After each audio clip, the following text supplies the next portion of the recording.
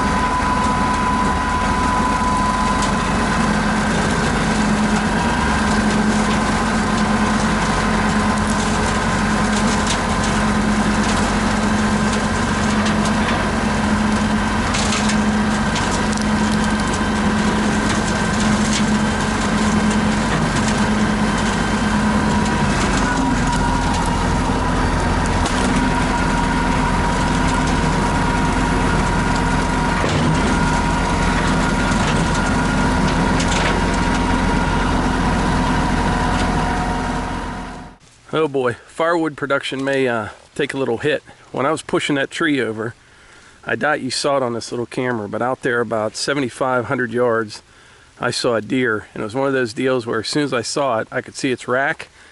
Nicest buck I've seen all year. Actually, I haven't seen hardly any decent bucks this year, but he was a stud. That one is right there.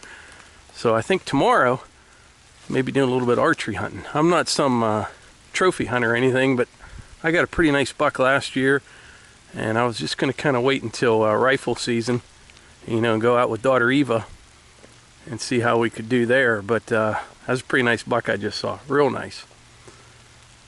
Anyway, he's around. So if you remember a while back, if you've been watching our videos, when I tried out the grapple on the RK24, I just started a little trail back here, and I have the brush hog on the 37. That works really well for trail building. This is the one headed down to the new house, to the brick house. It's down that way. But Melissa told me about a big maple tree over here. I can see it, and that's actually right where the trail is going to go. It's going to go down here that way. We'll walk over there and check it out.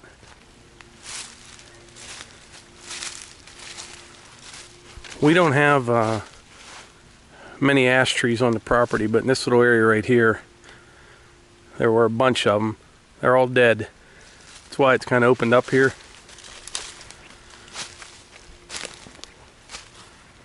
Here's one here. They're so punky, they're not even good for firewood anymore.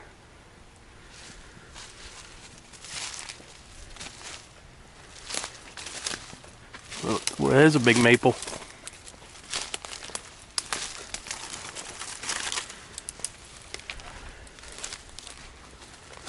See how this is all grown up in here? That's because those ash trees all fell down. As soon as you open up the canopy, all this little stuff starts growing. I mentioned in a video the other day how around here the cherry trees are the first to come in. So in other words, what happened here was the ash trees all died, the canopy gets all opened up, you get a bunch of brushy stuff, and then the first trees to start growing are the cherries. After that, there'll be maples, and then eventually the oaks will win out. At least that's how it is around here. But there's an old maple right here that's down. Boy, that's a big one.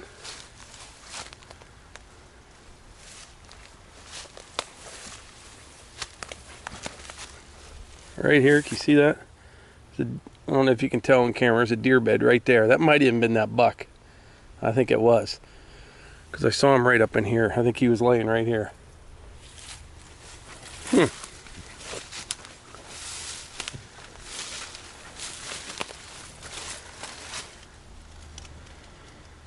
Yeah, there's a bunch of firewood in this one.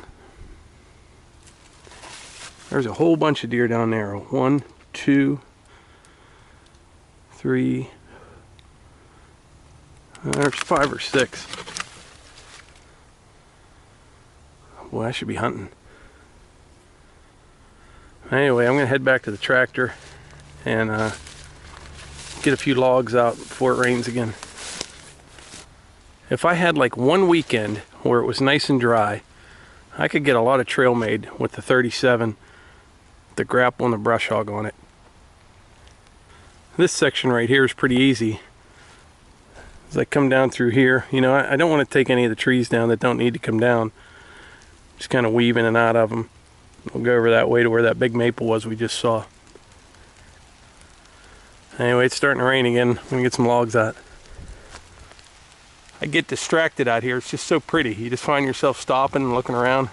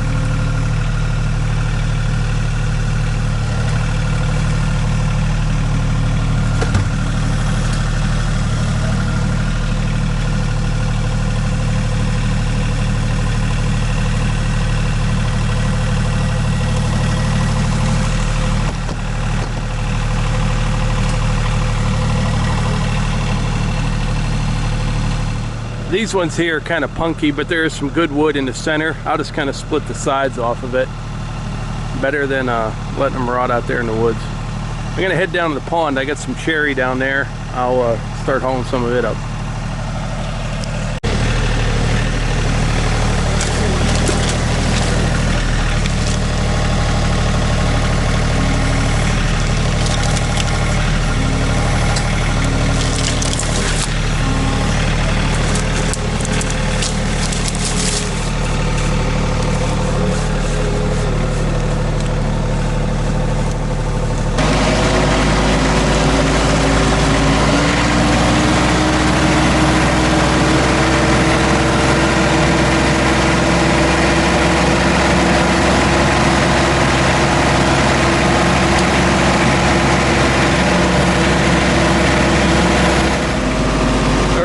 To get up here.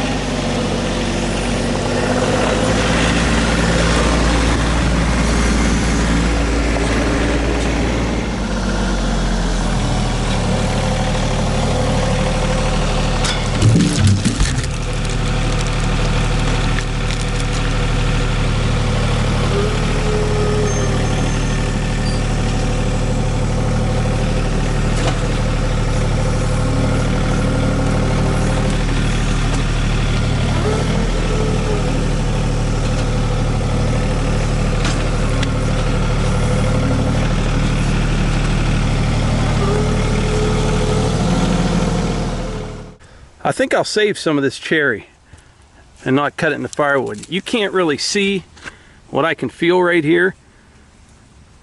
I can see it here. I don't know if you can see it on camera, but this is curly cherry right here.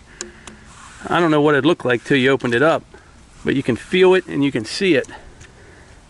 There's this piece, and that piece is the same way. I'll save some of the straight sections out of that, get an idea what it's like.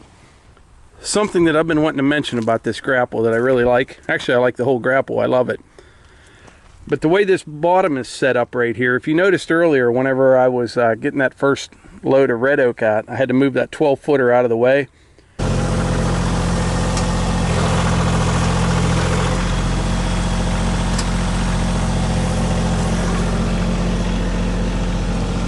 This kind of works just as like a little set of forks as well.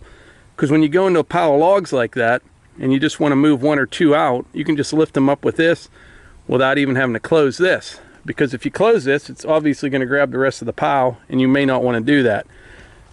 So these are just long enough, you know, to pick up logs, get them out of a pile without having to clamp down on the entire pile.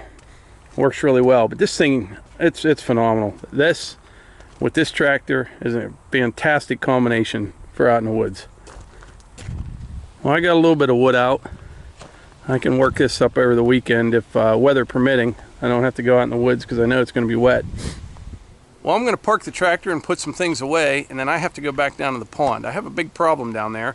When I got this last load of logs out of there, I noticed no water coming out of the standpipe. And I looked at the pond, the water level's up, the standpipe is completely plugged up, and I don't know where. So I got to get that fixed very directly here because it's going to rain all weekend, and that's going to be a big problem. Once again, I was going to put a spillway in this summer. Didn't happen, and here I am dealing with it again, but that's the way things are. But anyway, like I always say, if you enjoy these videos, please hit the like button, click subscribe, and share them with your friends.